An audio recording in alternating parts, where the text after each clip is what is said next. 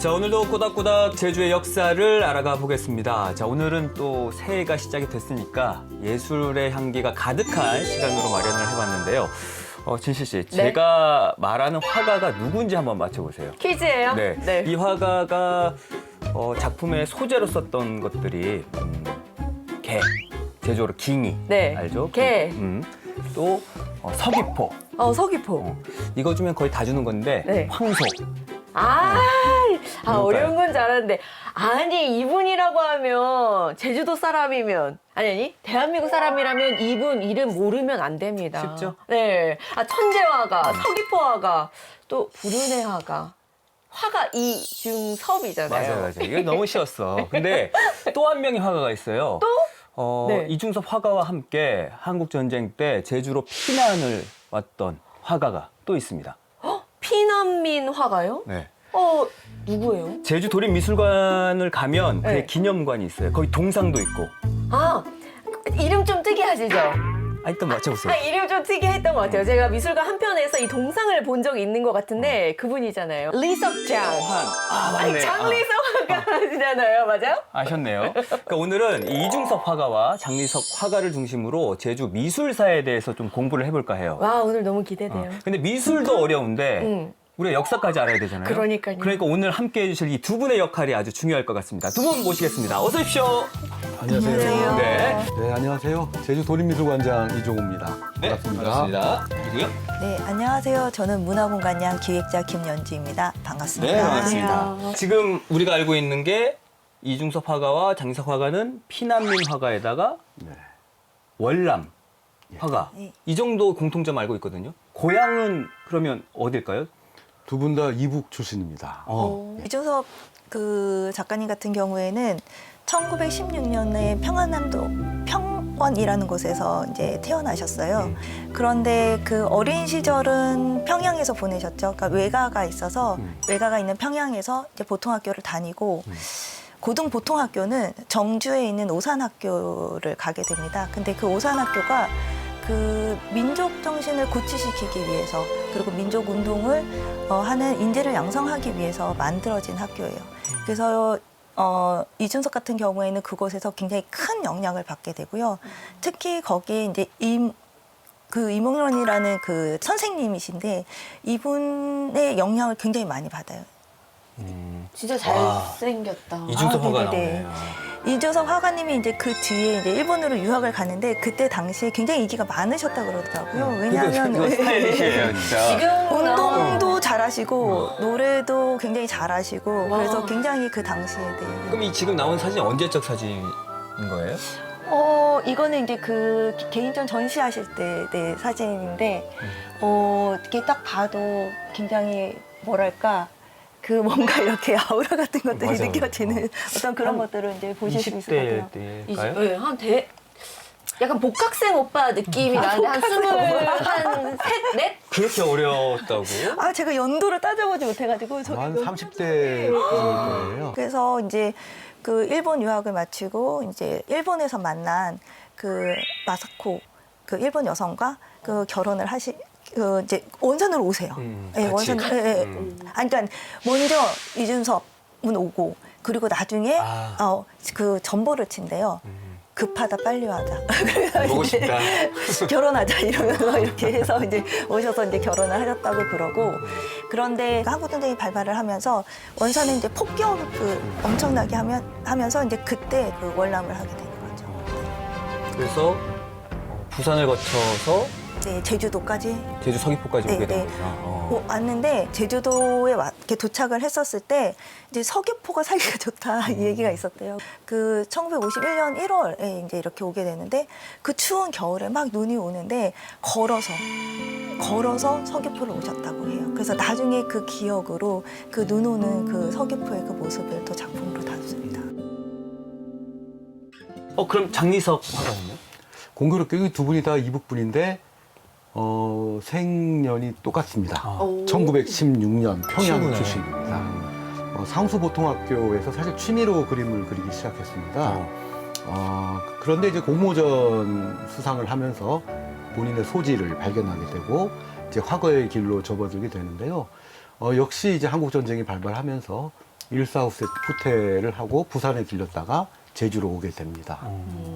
아니 이중섭 화가 때는 뭐 이렇게 말씀하시던 요 네. 정유섭 화가 사진 나오니까 우리 옆집에서는 약간 삼촌처럼 느껴져요. 뭔가 푸근한 이미지네요. 네. 예, 예. 아니 관장님 저 질문이 있는데요. 보통 피난민이라고 하면 네. 뭐 자유를 찾아서 살기 위해서 이렇게 오는 경우가 많잖아요. 예, 예. 어떻게 이 제주까지 이 먼 곳까지 오게 됐는지 좀 궁금해요. 당시 상황을 좀 살펴봐야 되는데요. 해방이 됐을 때 이제 한국 미술계는 한국 정치계와 똑같았어요.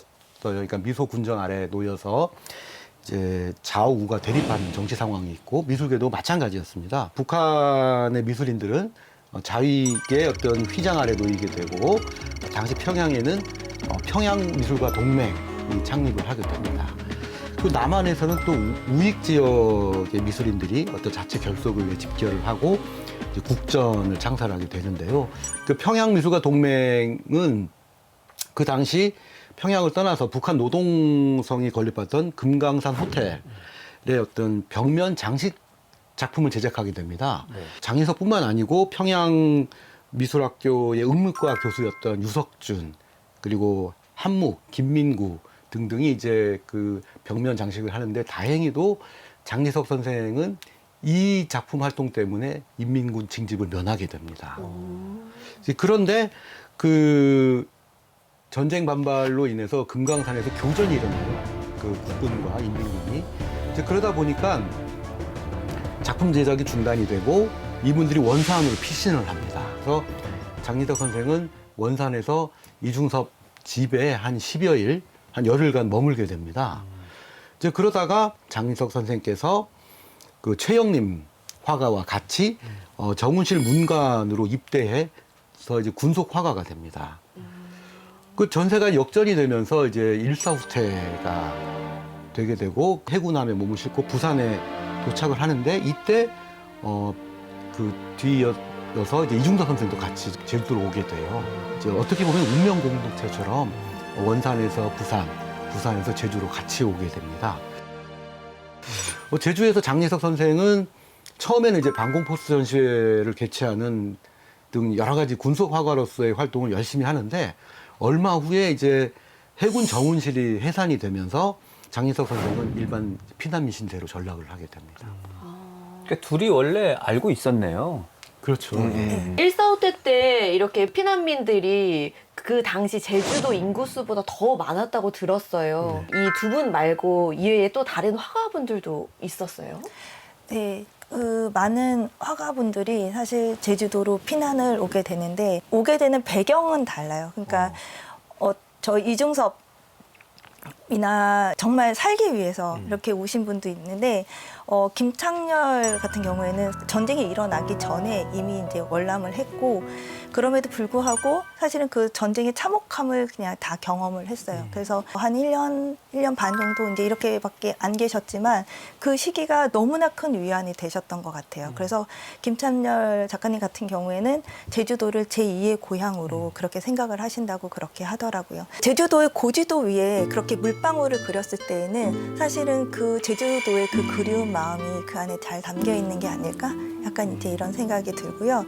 그 다음에 이제 그 홍정명 선생님 같은 경우는 이준석 선생님처럼 굉장히 그 힘들게 살기 위해서 이제 제주도로 오셨다고 해요. 근데 초기에 이제 홍정명 그 선생님 같은 경우에도 호떡 장사를 하셨다고 하더라고요. 네. 제주에서요? 네네네. 호떡 장사를 하셨다고 하더라고요. 그리고 그 오현 중고등학교 미술 선생님이 되세요. 그래서 한 2년 정도 이제 거기서 이제 교편을 잡으시면서 거기에서 그 이제 후학들을 이제 양성을 하시는데 잘 아는 뭐 강태석 선생님 작가님이나 김태익화 작가님 이런 분들이 이제 그 제자분들이세요. 그 당시 계셨을 때 그 1953년에 사라봉을 이렇게 바라보면서 그린 그 풍경화가 있는데 그 풍경화 도림미술관 제주 도림미술관에 맞습니다. 소장되어 있죠. 홍정명 선생의 네, 그림이었습니다. 네. 그래서 바다 쪽에서 이렇게 사라봉을 이렇게 바라보면서 이제 그린 그림이에요. 그 긴 굴뚝에 이렇게 연기가 나는 주전공장. 네, 주전공장이죠. 그래서 그 당시에 그것이 실제로 이렇게 가동됐던 그런 것들을 볼 수 있는 약간 인상 깊은 약간 이제 그런 작품이고요. 최영린 작가님은 이준섭 작가님이랑 같은 해에 태어났고요. 오. 예, 그리고 셋다 친구네 그러면. 네네네. 그렇죠. 예, 그리고 실제로 같은 보통학교를 다녔어요. 그래서 두 분은 잘 알고 계셨고, 그 한국전쟁 당시에는 이제 그 해군에서 이제 그림을 이제 그리는데, 그 군대를 따라서 이제 제주도를 왔는데, 그 작가님의 작업 중에서 51년도에 제주의 뱀 전설이라는 작업이 있어요. 제주도에 원래 그 뱀 설화가 굉장히 유명하잖아요. 근데 그거를 보셨다라는 게 저는 되게 놀라웠어요. 아마 이때의 그 시작이 된 어떤 그런 것들이 이렇게 모아져서 최영림 작가님의 작품 세계를 이루게 되지 않았나 약간 이런 생각이 듭니다. 자, 그럼 여기서 이 화가 이중섭의 제주 피난 시절을 재현 드라마를 통해 만나보고 오겠습니다. 1951년 1월 19일 일사후퇴 당시 2,000명의 피난민들과 함께 제주로 온 이중섭 가족. 엄마, 어디까지 가야 돼?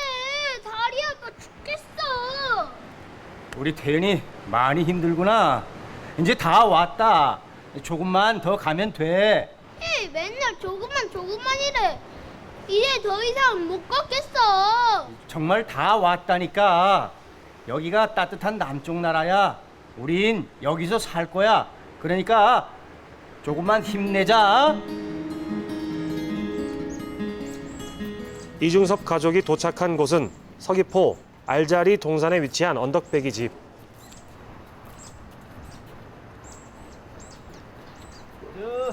계십니까? 안에 계세요?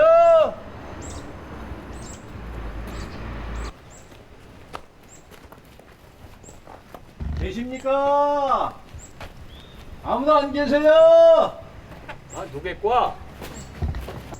원산에서 피난 온 이중섭이라고 합니다. 아, 이중섭 씨. 오신 데는 연락 받았수다.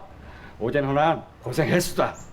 아이고, 아이들도 곧딱하고 요망지게 생기신 게 어린 나이들이 무슨 고생이라게. 하영들 속아신 게 아이고.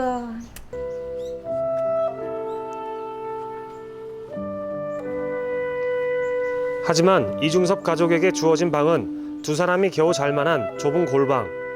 이곳에서 네 사람이 함께 살아갈 일이 막막했는데요. 남덕이란 이름을 얻은 일본인 아내 마사코 역시 막막하기는 마찬가지였습니다. 남덕, 감사하며 지냅시다. 이 난리통에 우리 가족이 함께 쉴 수 있는 곳이 있다는 게 감사하며 지냅시다.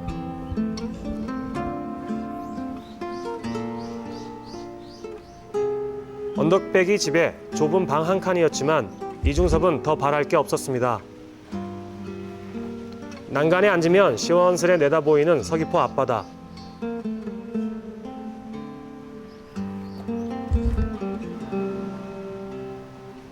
실로 오랜만에 느껴보는 안도와 행복의 순간이었죠.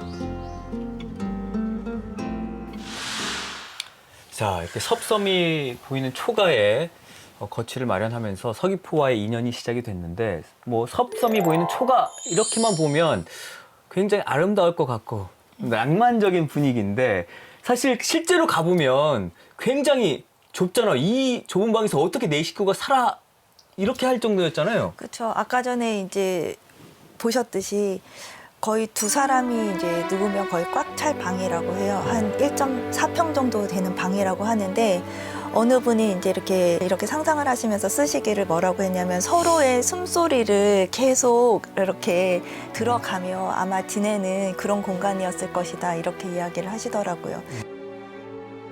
사실 그 집안 식구들이 일본으로 유학한 사람들이 한 20명 정도 된다고, 그렇게 될 정도로. 당시에 일본 유학이면 네, 그렇게 부유하게 살았는데 1.4평 정도 되는 그 방에 네 식구가 산다는 게 어떻게 보면은 굉장히 불행하지 않았을까, 이렇게 생각할 수도 있잖아요. 네. 그렇지만 그 주변 분들의 그 기억하시는 어떤 그런 이야기들을 들어보면 굉장히 행복해 보였다라고 이야기를 하고, 아침마다 이렇게 손을 잡고 이렇게 다니는 그 모습이 정말 너무나 행복한 모습이었다라고 이야기를 하고, 아마 이중섭의 가장 행복한 시절이 이 서귀포의 시절이 아니었을까, 이렇게 이야기들을 하십니다. 와, 힘들고 가난한 딱 피난민의 처지였는데도 때도 행복했다고 하니까 뭔가 뭉클해지면서 네. 이중섭 화가가 굉장히 가정적이지 않았나라는 생각도 들어요. 그럼 이중섭의 그 행복한 서귀포 생활을 그린 그런 작품들 어떤 게 있을까요? 섭섬이 보이는 풍경이라는 작품인데요.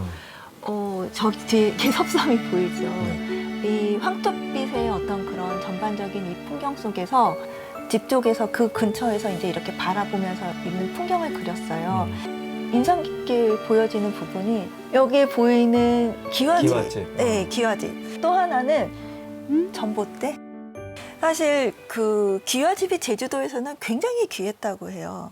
이런 것들을 또 확인을 할 수 있어서 굉장히 재미있게 보고 있는 작품인데 굉장히 그 평화롭고 아름다운 서귀포의 풍경을 굉장히 잘 표현해낸 어떤 그런 작품이 아닌가 싶습니다. 그러니까 이 그림만 보면 지금 이 시기가 누가 전쟁이 일어나고 있는 시기라고 알겠어요. 그렇죠. 네. 다음으로는 서귀포의 환상이라는 작품을 볼 건데요. 이전 작품이 굉장히 좀 사실적인 작품이었다면 이 작품은 상상의 나래를 활짝 펼친 약간 그런 작품입니다. 딱 봐도 사실 새를 타고 날아다닐 수 없잖아요. 같아요, 뭔가. 네네네. 따뜻한 남쪽 나라의 어쨌든 그 풍요로운 어떤 그런 과일이 있고 사람들이 행복하게 일을 하고 놀고 쉬면서 있는 어떤 그런 모습들을 굉장히 잘 담아내는 작품인데 전쟁이지만 어서 빨리 끝나고 평화로운 시대가 됐으면 좋겠고 그 전쟁의 아픔을 모든 사람들이 잊고 그리고 행복해졌으면 좋겠다라는 그런 마음들을 굉장히 잘 담고 있는 작품으로 보입니다. 네. 자, 이중섭은 가족의 힘으로 그 피난 생활을 버텼다고는 하지만 장리석은 어떻게 됐어요? 왜 장리석은 혼자 왔잖아요. 네네. 굉장히 외로웠을 것 같아요. 아, 외로웠겠죠. 그 당시에는 사실 홀로 월남한 예술가들이 많았습니다. 전후에 가족을 이제 다시 만나는 희망을 계속 가지고 있었는데, 그러나 이제 희망이 오래가지 못한 게 이 남북이 고착오가 되지 않습니까? 그래서 월남 화가들은 이제 모두가 그 죄책감과 그 실향민으로서의 상처가 깊었습니다. 장리석도 예외는 아니었는데 군속 화가이기 때문에 그 당시 제주에서는 전쟁을 수행하는 군인 장교나 가족들에게 약간의 쌀과 생활비를 지급을 했다고 해요. 그러니까 그걸로 이제 연명을 하면서 군속 화가의 길을 갖고 있었는데 장리석도 좀 외로웠나 봐요. 그래서 그 이북 출신, 황해도 출신의 피난민 여성 이소애와 이제 재혼을 하게 됩니다. 예, 그래서 제주에서 만난 분이에요. 예, 제주에서 만난 분입니다. 그 같은 피난민이었고요. 그 이들 부부는 이제 전쟁이 끝나고 1954년에 3월에 서울 이주할 때까지 모슬포에 위치한 군부대 근처에서 도너츠 가게를 열어서 운영을 합니다. 그래서 그 자신이 이제 좀 생활이 안정이 되면서 장리석 선생께서는 자신이 원하는 소재의 그림을 조금씩 이제 활발하게 그렸다고 하네요. 아니, 도너츠 가게 하면 약간 우리 어렸을 적에 미국 초콜릿, 미국 캐러멜 같은 느낌이었을 것 같은데 제주 사람들한테 장사 잘 됐어요? 아무래도 그 당시 모슬포에 미군 부대가 있었고요. 그래서 아마 그래서 도너츠 가게를 열지 않았을까라는 추측을 해봅니다. 아니, 관장님, 그 이중섭이 서귀포에 있을 때는 뭐 작품에서 나타났듯이 뭔가 밝고 환하고 뭔가 행복이 가득했잖아요. 그 당시 장리석은 제주에서 그린 그림을 보면 좀 어땠어요? 어떤 느낌이 좀 가득했어요? 여기서 퀴즈를 드리겠습니다. 화가 장리석이 가장 반해버린 제주의 풍경 혹은 소재가 무엇일까요? 이소애. 전 세계적으로 어떤 나라의 사람들이 와도 이 제주에 딱 오면은 한라산이 그렇게 아름답게 느껴졌을 것 같거든요. 아까 모슬포에 살았다고 했잖아요. 서귀포에서 보는 또 한라산이 더욱더 멋지잖아요. 예술가들은 영감을 주는 존재, 뭐 뮤즈라고 네네. 다 있잖아요. 근데 제주에서 많은 게 뭐 있어요? 삼다, 돌, 여자. 바람, 여자잖아. 네. 저는 이거 같아요. 돌, 바람, 여자. 돌바람 여자? 이 안에 정답은 있긴 있는데요. 좀 더 구체적이어야 됩니다. 아, 그래요? 아마 그 이북 출신이기 때문에 전혀 경험하지 못했던 제주 와서 봤을 때 너무너무 신기하고 너무너무 새로운 제주의 여성의 어떤 이미지? 그게 무엇일까요? 해녀. 네, 맞습니다. 장리석은 이제 해녀 그림을 많이 그렸습니다. 그래서 아까 말씀하셨던 한라산, 그리고 제주 해변, 그리고 조랑말, 제주에 있는 여러 가지 풍속들을 그리긴 했지만 그 중에서도 장리석 선생님께서 가장 반한 부분, 제주에서 반한 부분은 해녀입니다. 지금 저기 보이는 게 바다의 역군이라는 대작입니다. 저게 캔버스 1000호예요, 1000호. 가로로 기네요. 예, 실제로 보면은 굉장히 크고 압도적인데요.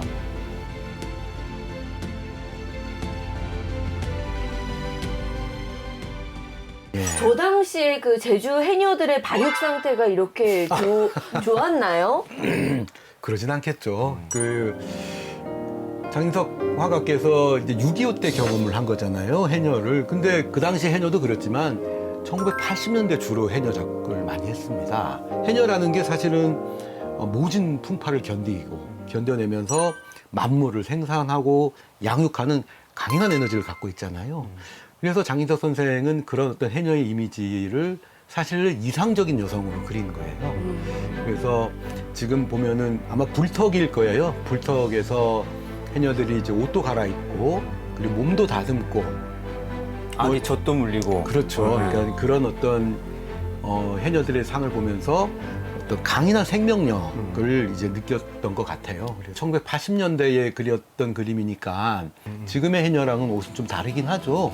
이게 한쪽 끈이 이렇게 어깨에 매여 있고, 그러니까 1950년대, 60년대에 있던 해녀의 그 해녀복인데요.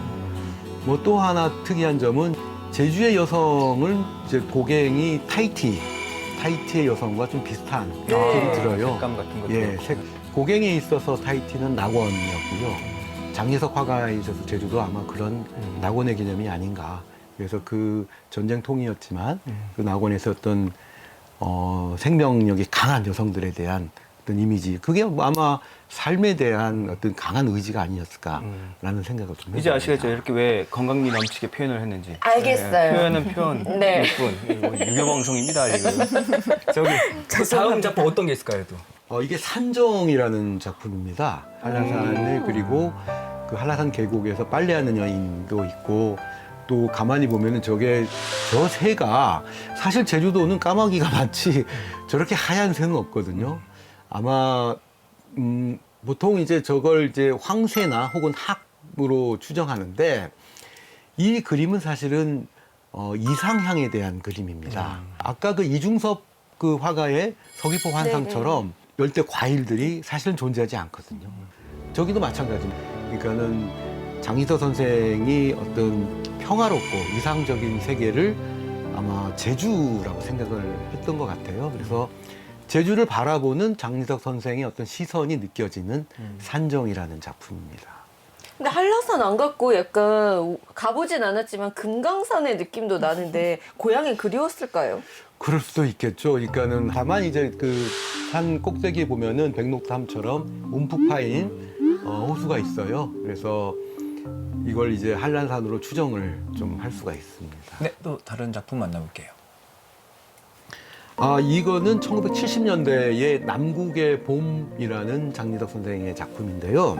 이 색깔이 약간 좀 묘하죠. 네. 1970년대 이전에 장리석 선생은 색상의 대비가 강렬한 게 특징이었는데, 이 시기에 들어서면서 자연의 어떤 신비한 풍경을 주로 이제 녹색과 백색을 근간으로 굉장히 차분한 터치로 하는 기법상의 어떤 변화가 보입니다. 소라, 전복 등의 조개 무더미가 산호도 보이고요. 원격으로 보이는 바다는 굉장히 초록의 짙은 색이 있어요. 하얀색과 초록색의 대비를 통해 가지고 굉장히 좀 신비로운 분위기를 자아내는 굉장히 낭만적인 작품으로 해석이 됩니다. 네. 그러니까 장리석 화가나 이중섭 화가 모두 제주의 자연과 사람을 보면서 그 피난의 삶의 위안을 받고 또 그걸 명작으로 남겼네요. 태어난 고향은 아니더라도 이렇게 어렵고 힘든 시기에 보낸 이곳이 뭔가 예술가들에게 좀 특별한가 봐요. 이제 아까 전에 말씀을 해주셨는데 풀고갱 같은 경우에도 타이티 섬이 되게 특별하거든요.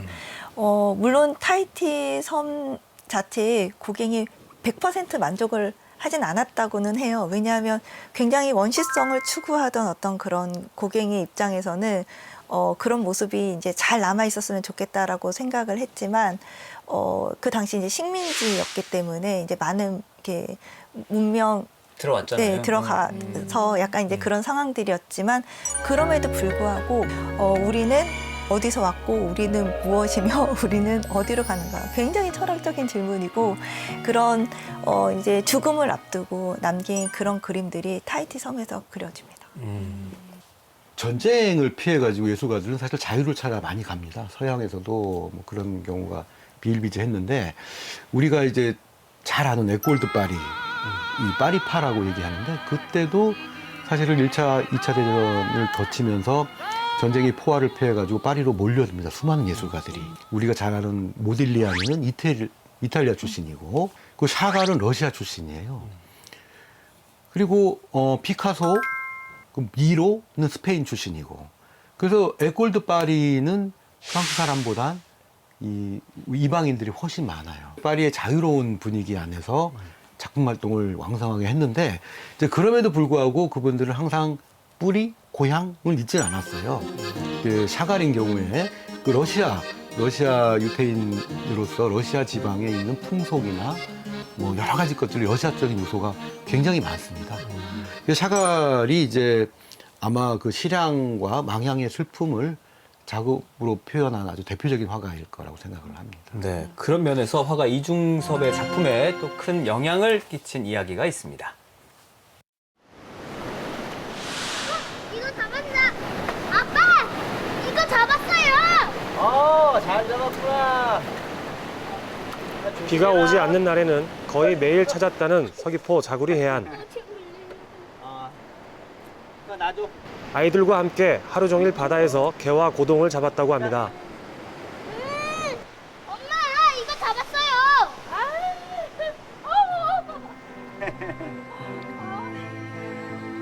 게와 고동 등을 잡으며 행복한 시간을 보내는 이중섭 가족.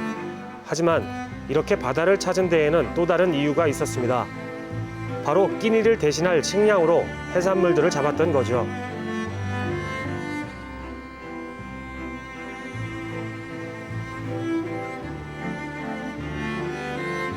당시 피난민들에게 배급되던 식량이 있었지만 그것으론 턱없이 부족했는데요. 그런 그때 자구리 해안은 먹을 게 풍부한 식량 창고였던 거죠. 와, 저렇게 행복하고 즐거운데 제가 중섭이라도 저런 느낌을 좀 그림으로 그리면서 추억을 좀 간직하고 싶다라는 생각을 했을 것 같아요. 그래서 이중섭 화가의 작품에 갱이라고 하잖아요. 개가 많은가 봐요. 네네. 어린이들, 그다음에 소 이런 그 소재들과 더불어서 굉장히 중요한 그 작품 소재가 개입니다. 그러면 제가 여기서 퀴즈 하나 낼까요? 네. 그러면 왜 그 이중섭 작가님은 개를 그리셨을까요? 힌트 하나 드리면 네. 심리적인 이유가 있었다고 합니다. 심리적인. 아쉬움 아니에요. 일본에서 왔잖아요. 그러니까 도쿄 디즈니랜드라도 뭐 키즈 카페라도 가야 되는데 우리 애들한테 못 해주니까 그런 뭐 아이들한테 미안한 감정이 있어서 그러진 않았을까. 약간 저는 반대로 생각해 보면 네. 애들이 깅이 잡는 거 되게 좋아해. 네. 애들이 계속 바다로 가자고 해. 네. 그러니까 대신 깅이를 그려줌으로써 보여주면서 바다 안 가게끔 가끔씩만 가게끔. 너무 늙은 아빠의 진짜 그러게 아니 그래도 두 분의 이야기가 굉장히 그럴듯해서 그랬을 거다 이렇게 생각을 했을 것 같아요. 사실은 정말 살기 위해서 이제 그 개들을 잡았을 거잖아요. 근데 굉장히 미안한 마음이 드셨대요. 그래가지고 그 미안한 마음을 담아서 그렇게 개를 그렸다라고 그렇게 이야기를 했다고 하더라고요. 또 다른 측면에서는 아까 전에 오산학교를 나왔다고 했잖아요. 과연 우리의 그림이 무엇인가를 굉장히 많이 고민을 하시면서 작업을 하셨다고 해요. 그래서 황소 이런 그림들도 사실 그 이면에는 그 우리의 그 농촌에서 늘 볼 수 있는 그 소가 우리의 농민을 표현하고 담아내는 어떤 게 있었다고 하거든요. 개가 전통적으로는 이게 입심양면, 이게 길상의 어떤 그런 도상으로 사용이 돼요. 그래서 굉장히 우리 것에 대한 또 다른 어떤 그런 것을 작가님이 자신의 삶의 어떤 그런 것으로 잘 녹여서 표현을 한 것이다라고 그렇게 이야기를 합니다. 그럼 작품을 한번 만나. 네네네. 볼까요? 그리운 제주도 풍경이에요. 근데 이거는 이제 제주도를 떠나서 이제 그려진 그림이거든요. 우리는 다시 만날 것이라는 그런 희망들을 생각을 하고 또 그 그리운 아이들을 생각을 하면서 이제 그림으로 볼 수 있습니다. 이 작품에도 굉장히 많은 그 개들이 등장하죠. 아, 이게 그 유명한 네, 은지화네요. 은지화죠. 네. 은지화 역시 사실 이게 굉장히 우리 전통적인 기법의 영향을 받는 것이라고도 볼 수 있어요. 상강기법이라고 아시죠? 홈을 파서 거기에 이제 다른 재료를 메워서 이제 하는 그런 기법인데 그 은지화 같은 경우에도 그 철필 같은 걸로 이렇게 그림을 그려서 거기 위에다가 뭐 먹이나 이제 다른 이렇게 재료를 입히고 다시 이렇게 문질러서 이제 그렇게 형상이 도드라지게 만드는 약간 그런 기법이에요. 당시에 그 재료가 너무 귀하게 이제 그림 그릴 재료를 얻기가 힘들다 보니까 그 담배 포장지로 있었던 그 은지에 예. 거기에다가 이제 그림을 그리신 건데 우리가 흔히 일필휘지라고 하듯이 이렇게 쭉 한 손으로 이렇게 그림을 그려내잖아요. 이렇게 자연스러운 어떤 형상의 이렇게 모습이 나오기까지 얼마나 작가님이 계속 연습을 하셨는지 실제로 정말 엄청나게 많은 훈련과 연습을 하셨던 그런 작가님이라고 하세요. 이 작품을 보시고 뭔가 좀 이상하다 이런 생각이 드시는 부분이 있을까요? 네. 일단 색이 너무 어둡고 아, 네. 그리고 저기 검은색의 그 두꺼운 선이 네. 뭔가 감옥에 갇힌 듯한 그리고 개를 또 묶었잖아요. 아, 네. 이 몸은 앞쪽을 아, 나타내는 것 네네네네네. 같은데 이 얼굴은 이렇게 완전 아, 네네네네네. 제가 맞죠? 아, 네. 그렇긴 하나 아까 말씀하신 그 부분도 굉장히 네. 놀라운 발견이라고 생각합니다. 네, 이 작품은 사실 몸과 얼굴의 방향이 반대로 되어 있음에도 이렇게 자연스럽다는 거는 그 이준석 작가님이 얼마나 자연스럽게 표현할 정도로 이거를 잘 그렸는지를 이렇게 보여주는 약간 그런 작업이거든요. 여전히 아이들에 대한 어떤 그리움 그리고 곧 다시 만날 희망 이제 이런 것들을 이제 담아서 표현한 이제 그런 작품이고요. 이런 것들도 굉장히 많이 고민한 작가님이세요. 그러면 장리석 화가에게도 이런 존재가 있었을까요? 어떤 가족, 고향에 대한 그리움이나 향수가 네. 깃든 아유, 그런 항상 존재. 있었겠죠. 그러니까 북에 이제 가족을 두고 왔기 때문에 자식과 그 그리움이 항상 있었습니다. 그래서 그런 망향과 실향의 그리움을 제주도 조랑말의 가족을 통해서 이제 작품으로 표현했습니다. 망향 시리즈라고 하는데요. 화면 앞쪽에는 어미말과 새끼 조랑말이 있죠. 그리고 저기 먼 바다를 바라보고 있는 이제 순말이 있고요. 이제 어미말과 새끼말은 가족을 상징을 합니다. 장리석은 재혼을 했는데 슬하에 자식이 없었어요. 그러니까 자식은 이제 이북에 북에 두고 왔기 때문에 항상 애에 대한 그리움이 있었습니다. 그리고 그 먼 바다를 보는 저 순말은 아마 작가 자신일 것 같아요. 그러니까 저 바다 너머의 어떤 북녘 땅을 저게 그럼 북쪽이겠네요. 예, 그렇죠. 바라보는 어떤 그런 이미지를 지금 말을 통해서 표현을 했고요. 그럼 오른쪽에 있는 말은 재혼한 아내 나타나는 건가요? 그거는 잘 모르겠고요. 큰 애, 뭐 작은 애, 뭐 그럴 정도 한 4인 가족 같은 느낌이 좀 들어요. 저는 이 작품을 보면서 평화롭고 아름답다라고만 생각을 했는데 그 작품 이면에는 뭔가 실향과 이산의 아픔 이런 게 스며 있었네요. 맞아요. 이 작품의 탄생에는 숨은 비화가 녹아있기 마련인데 이번에 만나볼 이야기도 그중 하나입니다.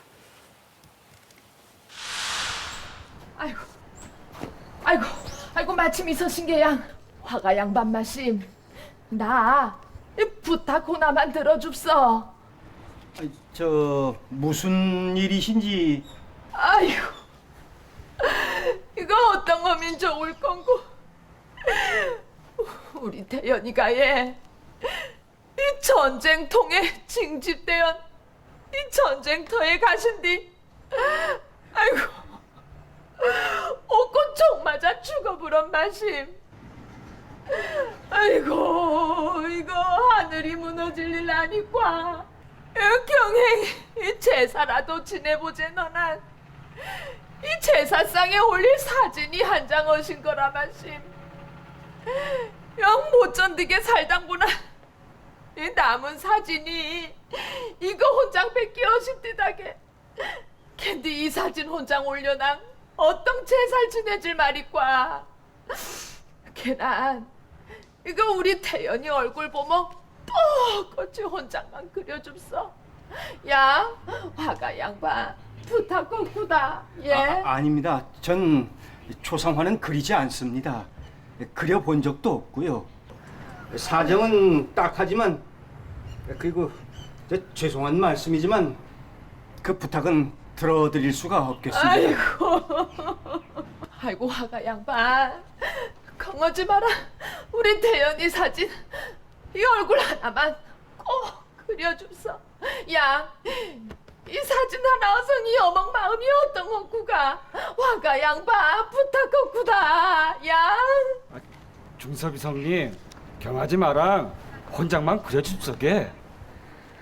아들 새끼 가슴에 묻은 이 어멍 생각해서라도 한 장만 확 그려줘 봅소. 아이고 사정이 정 딱한데 어떤 걸 말이 꽉게 한 장만 그려줍서게. 예.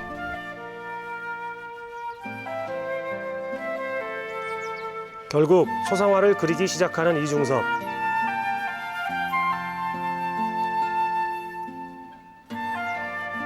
사실은 원산에서 자신의 어머니가 초상화를 그려달라고 여러 번 요청해도 나중으로 미뤘었는데요. 아들을 잃은 어머니의 애절한 마음은 차마 외면할 수 없었던 거죠. 진짜 좋은 일 했네요. 네. 선생님, 근데 아까 초상화를 그리지 않는다고 했잖아요. 네네네. 뭐 특별한 이유가 있어요? 어머니가 부탁해도 그걸 거절했단 말이에요? 그러게 특별한 이유로 이렇게 밝히지는 않으셔서 잘 알기는 어렵지만 화가라고 하니까 이렇게 쌀도 들고 오시고 이러면서 자꾸 이제 그림을 그려달라 이렇게 얘기를 하셨대요. 그런데 아마 그림을 그렇게 그려서 이제 생계를 이어가는 거는 원치 않으셨던 것 같아요. 뭔가 그 예술가의 자존심 그런 문제인가요? 그러니까 그거는 예술가의 자의식이죠. 그러니까 자화상을 그리는데 남의 초상을 그린다는 건 아주 특별한 경우 아니면은 쉽지가 않더라고요. 그러니까 고흐가 그 많은 풍경화를 그려도 아주 친한 뭐 의사나 혹은 화상 정도의 초상화는 그렸지만 현대에 와서는 아마 예술가 자신의 자의식들이 이제 강해지면서 초상화를 약간 꺼리는 부분이 있습니다. 근데 화가의 신분이기도 하고 네. 또 뭐 생활고가 있었지만 그래도 그림을 계속 그리려고 한다면 네네. 어느 정도의 벌이는 있어야 되는 것 그렇죠. 아니에요? 예. 뭐 장인석 선생도 사실은 초상화를 그렸습니다. 그 칠성통, 그 당시 이제 제주도의 명동이라고 불리는 칠성통에서 칠성다방과 칠성사진관을 동시에 운영하던 사람이 있었는데 이제 선친에 대한 아까 비슷한 이중섭 일화처럼 제사용 초상화를 좀 그려달라고 부탁을 받았대요. 그 장 선생이 이제 초상화를 그려줘요. 그 대가로 그 창고 다방에서 한동안 머물면서 작업실을 쓸 수가 있었어요. 대정에 있는 뭐 대승사 절이죠. 거기서 사찰 벽화도 그리고 그 삼방산 석굴의 불상을 제작도 했어요. 그러니까 정말 닥치는 대로 일을 많이 한 겁니다. 뭐 우스갯소리로 이제 극장 간판을 제외하고는 화가가 할 수 있는 모든 일을 다 했다고 해도 과언이 아니라고 얘기가 전해집니다. 근데 전쟁통이잖아요? 그러면 미술 재료 같은 거 굉장히 구하기 어려웠을 것 같아요? 네, 굉장히 구하기 어려웠어요. 그래서 그 이준석 작가님도 뭐 은지화 이런 것도 있지만 사실 대부분의 작품이 다 종이의 유화로 그리는 작업들이거든요. 그러니까 캔버스 구하기가 사실 어려워서 이제 종이에다가 많이 그렸고 화판에다가도 많이 그리고 이제 장판지 그런 데에다가도 그리셨다고 해요. 그런데 이게 뭐 이중섭 작가님만의 그 상황은 아니고 예를 들어서 뭐 장욱진 작가님이라던가 그 박수근 작가님 같은 경우에도 종이에 그려진 작업이 되게 많고 합판에다가도 그리고 그럽니다. 자, 그럼 이 가난했던 피난지 서귀포와의 인연 언제까지 이어졌나요? 이중섭 작가님 같은 경우에는 한 11개월 정도 이제 제주도에 머무시고 그리고 이제 다시 부산으로 가세요. 너무나 가슴 아프게도 이제 가족들과 이별을 하게 됩니다. 왜냐하면 그 장인 어른이 이제 돌아가시고 또 아이들이 영양실조에 걸려요. 그래서 어쩔 수 없이 가족을 떠나 보내고 이제 혼자 이제 부산에 남게 됩니다. 그 그리운 마음에 일주일에 몇 번씩이라도 그렇게 편지와 엽서를 보내셨다고 해요. 그렇게 그려지기도 합니다. 그 엽서가 나오네요. 네네네네. 여기에서 이렇게 작품을 보시면 그래서 이제 외쪽 작품 현해탄 같은 경우에는 이제 그 바다를 사이에 두고는 있지만 서로 마주보고 있는 약간 그래서 늘 이렇게 그리워하면서 있는 그런 마음들을 이렇게 마주보면서 그렇지만 곧 만날 거를 생각을 하면서 이렇게 손을 흔들고 있는 그 오른쪽 그 엽서에서도 이제 그 소각끄는 그 마차에 타고 이제 가족들이 이제 남쪽으로 가는 모습이래요.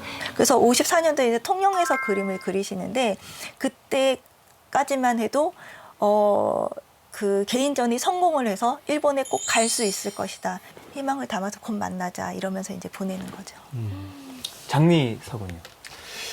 장리석은 이제 54년도에 서울로 다시 올라갑니다.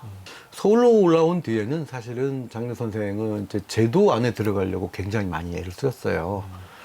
그러면서 물론 이제 국전의 상도 받고 여러 가지 활동을 많이 했죠. 작품 소재도 도시의 어떤 마부나 노인들에서 좀 소시민의 삶을 이제 작품으로 많이 하셨어요. 1970년 이후로는 다시 또 남국의 여인들, 해녀 작품에 또 천착을 하게 됩니다. 그러니까 이중섭 화가는 이제 요절을 하면서 천재적 이미지가 강해지는데 장리석 화가는 천수를 누렸어요. 거장이 되어 가는 거죠. 예술가는 천재 아니면 거장. 두 개로 이제 부류가 나눠지는데 그 제주를 굉장히 사랑했었습니다. 장리석 화가는. 그래서 2004년도에 장리석 화백이 대전시립미술관에서 대대적인 회고전을 해요. 그 회고전을 하면서 이 작품들을 이제 기증을 해야겠다라는 생각을 합니다. 그 기증할 곳이 어디냐면은 자기의 제2의 고향인 제주도에 기증을 합니다. 장리석 화백의 작품 한 100여 점이 제주도립미술관에 기증이 돼요.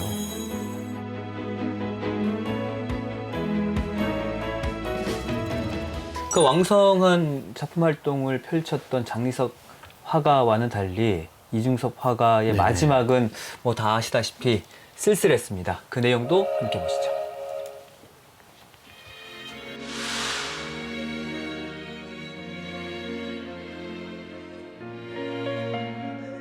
가족과 떨어져 홀로 지낸 시간 5년. 그는 영양 부족으로 인한 결핵과 간염으로 고통을 받습니다. 그 고통으로 음식을 거부한 이중섭은 그의 나이 41살인 1956년 9월 6일 서대문 적십자병원에서 홀로 쓸쓸한 죽음을 맞이합니다. 자, 그래서 이중섭 화가를 요절한 천재 화가, 불운의 화가라고 불리게 된 거네요. 특히 가족을 생각했던 이중섭은 마지막에 너무 슬펐을 것 같아요. 맞아요. 유난히. 네네. 근데 한 사람의 일생으로 보면 제주로 온 그 피난 작가들이 제주에서 보냈던 시간은 그리 길지 않거든요. 근데 제주 미술사에 끼친 영향은 크다고 볼 수 있잖아요. 저 이제 그 한국전쟁이라는 진짜 미중의 사건이 시대적 혹은 미술사적으로 순환의 시대이면은 분명합니다. 당시 어떤 뭐 제주의 미술계는 좀 보수적이었거든요. 보수적인 미술계에 어떤 새로운 미술의 여명에 태동을 시켰다라는 정도고요. 또 그때는 그 제주 출신의 화가들이 또 일본으로 유학 갔다가 돌아와요. 그 돌아온 화가들과 그 피난 온 화가들은 굉장히 새로운 기류들을 함께 만들어냈습니다. 근데 그러한 영향으로 1955년도에는 제주, 그러니까 우리나라에서는 최초예요. 제주도 미술협회가 만들게 됩니다. 이런 것들이 제주 어떤 근현대 미술의 어떤 좋은 토양이 된 거예요. 그러니까 사실 전쟁의 비극이 새로운 탄생으로 이어지는 굉장히 아이러니한 상황이 전개됐다고 봅니다. 그 홍정명 선생님이 이제 제자분이 김택하 선생님이라고 말씀을 드렸잖아요. 김택하 선생님만큼 제주도의 풍경을 가장 제주도답게 표현한 분이 계실까? 그러니까 이런 훌륭한 제자분들이 이제 나와서 제주도 미술계의 어떤 기반을 마련하는 약간 그런 중요한 역할들을 했다고 생각을 하고 이중섭 작가님 같은 경우에는 직접 후학을 양성하지는 않으셨죠. 그렇지만 지금 현재 이중섭 미술관이 남아있고 또 이중섭 창작 스튜디오가 있잖아요. 창작 스튜디오에서 작업을 하면서 또 그런 어떤 예술 정신 같은 것들을 이어받을 거라고 생각이 들어서 짧은 시간 머물렀지만 큰 영향을 미치고 있다고 생각하고 한 가지 이제 바람이 있다면 그런 영향 관계라던가 그런 작가님들의 어떤 의미들 이런 것들이 조금 더 깊이 있게 연구되어서 그런 것들이 조금 더 잘 알려지면 좋겠다. 약간 이런 생각이 있습니다. 네. 자, 오늘 이렇게 뜨거운 예술혼을 가진 작가들을 만나봤는데 네. 어떠셨어요?